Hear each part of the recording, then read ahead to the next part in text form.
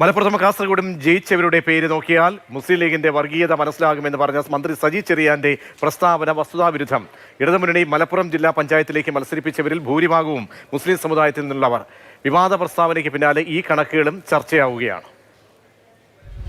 മുസ്ലിം ലീഗിന്റെ രാഷ്ട്രീയം വർഗീയമാണെന്ന് മനസ്സിലാക്കാൻ മലപ്പുറത്തും കാസർകോട്ടും ജയിച്ചവരുടെ പേര് നോക്കിയാൽ മതിയെന്നായിരുന്നു മന്ത്രി സജി ചെറിയാന്റെ പരാമർശം. ഇത് തികച്ചും വസ്തുതാവിരുദ്ധമാണെന്ന് തെളിയിക്കുന്നതാണ് മലപ്പുറം ജില്ലാ പഞ്ചായത്തിലെ കണക്കുകൾ. മുസ്ലിങ്ങളെ കൂടാതെ നിരവധി മറ്റു മതസ്ഥരെയും ജില്ലാ പഞ്ചായത്തിലേക്ക് മുസ്ലിം ലീഗ് മത്സരിപ്പിച്ചിട്ടുണ്ട്. മലപ്പുറം ജില്ലാ പഞ്ചായത്ത് വൈസ് പ്രസിഡന്റ് സ്ഥാനത്തിരിക്കുന്നത് അന്തരിച്ച മുസ്ലിം ലീഗ് നേതാവ് AP ഉണ്ണികൃഷ്ണന്റെ മകൾ AP സ്മിജയാണ്. മലപ്പുറം ജില്ലാ പഞ്ചായത്തിൽ ആകെയുള്ളത് 33 ഡിവിഷനാണ്. അതിൽ മുഴുവനും ജയിച്ചത് UDF ആണ്.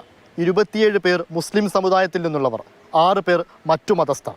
എന്നാൽ മന്ത്രി സജി ചെറിയാന്റെ പാർട്ടി ജില്ലാ പഞ്ചായത്തിലേക്ക് മത്സരിപ്പിച്ചവരുടെ കണക്കൊന്നു നോക്കാം. 33 ഡിവിഷനിൽ 22 മുസ്ലിങ്ങളെയാണ് ഇടതുമുന്നണി മത്സരിപ്പിച്ചത്.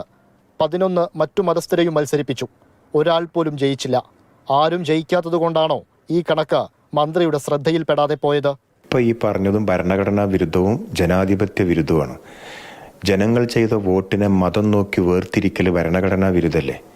ഞങ്ങൾ മലപ്പുറത്തുകാർ മതം നോക്കി വോട്ട് ചെയ്യാറില്ല. ഞങ്ങൾ വോട്ട് ചെയ്യുന്നത് വികസനത്തിനാണ്.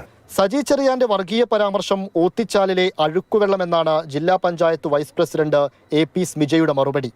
ലോക്സഭാ തിരഞ്ഞെടുപ്പിലും നിയമസഭാ തിരഞ്ഞെടുപ്പിലും ഇടതുമുന്നണി ഭൂരിപക്ഷവും മുസ്ലിങ്ങളെ തന്നെയാണ് മലപ്പുറത്ത് പരീക്ഷിച്ചത്. 2021 നിയമസഭാ തിരഞ്ഞെടുപ്പിൽ മാത്രം മലപ്പുറത്ത് 16 സ്ഥാനാർത്ഥികളിൽ 13 മുസ്ലിങ്ങളായിരുന്നു. UDF വിട്ടുവന്ന നേതാക്കളെ പോലും മത്സര രംഗത്തിറക്കി. അതിന്റെ ഏറ്റവും ഒടുവിലത്തെ ഉദാഹരണമായിരുന്നു കഴിഞ്ഞ ലോക്സഭാ തിരഞ്ഞെടുപ്പിൽ പൊന്നാനിയിൽ KS ഹംസയെ പാർട്ടി ചിഹ്നത്തിൽ മത്സരിപ്പിച്ചത്.